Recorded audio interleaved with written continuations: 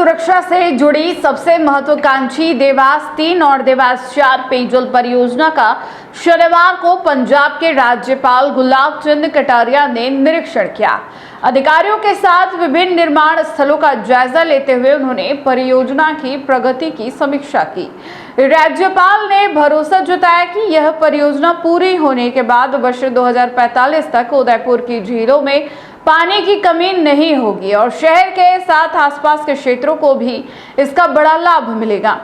निरीक्षण के दौरान पंजाब के राज्यपाल गुलाब चंद कटारिया सबसे पहले गोगुंदा के उंडीथल पहुंचे, जहां निर्माणाधीन सुरंग का अवलोकन किया।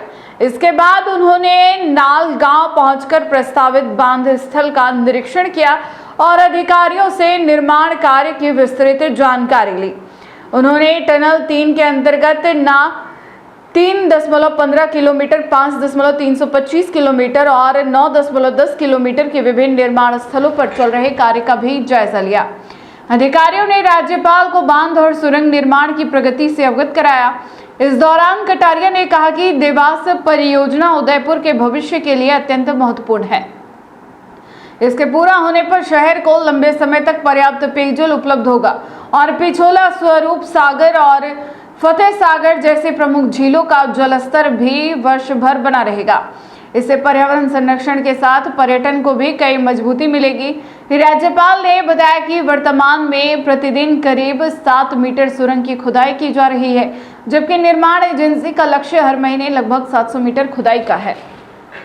उन्होंने कहा कि वन विभाग की स्वीकृति प्राप्त करने में फरवरी 2024 से जून 2026 तक काफी समय लगा और इस संबंध में उन्होंने स्वयं केंद्रीय वन एवं पर्यावरण मंत्री भूपेंद्र यादव से भी मुलाकात की थी। कटारिया ने कहा कि अधिकारियों का लक्ष्य वर्ष 2028 तक परियोजना की पूरी करने का है।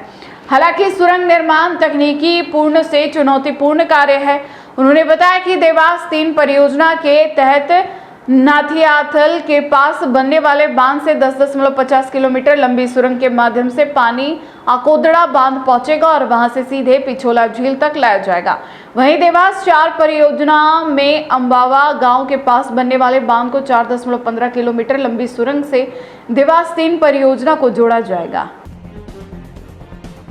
पूरा होगा। देखो क्या है कि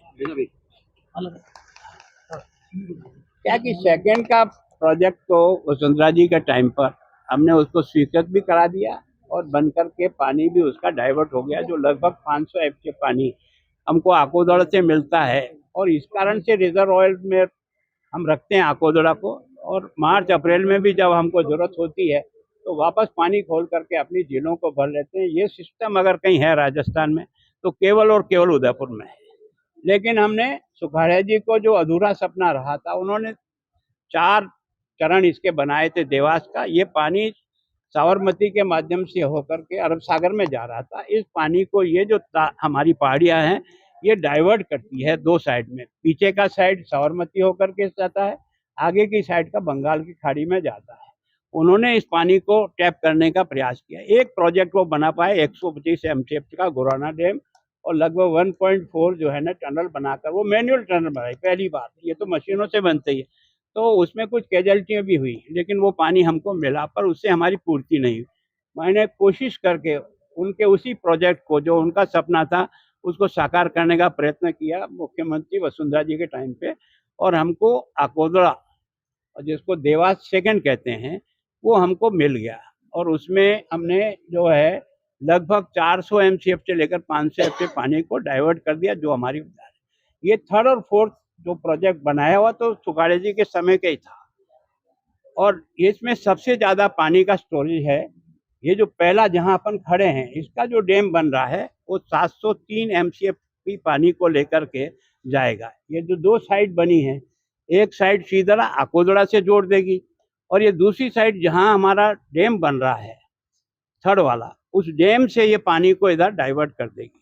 इसके ऊपर 4th है, 4th में लगभग 400 एमसीएफ पानी है और उसको जोड़ने के लिए 4.15 मीटर की और टनल बनेगी।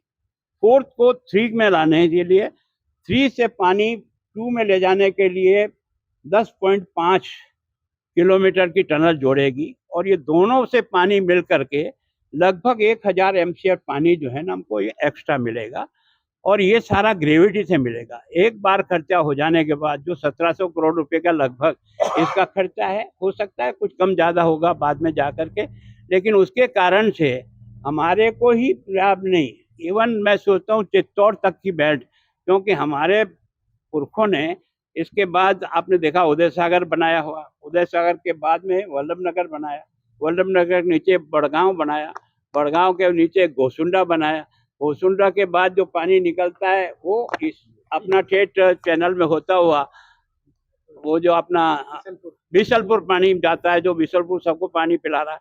तो इस सारे पानी के कारण से केवल हम ही नहीं बाकी सब लोगों को मिलेगा और पीने का पानी जिसकी आवश्यकता उदयपुर, राजसमंद और बाकी जिलों को पड़ रही है, तो इससे उसकी पूर्ति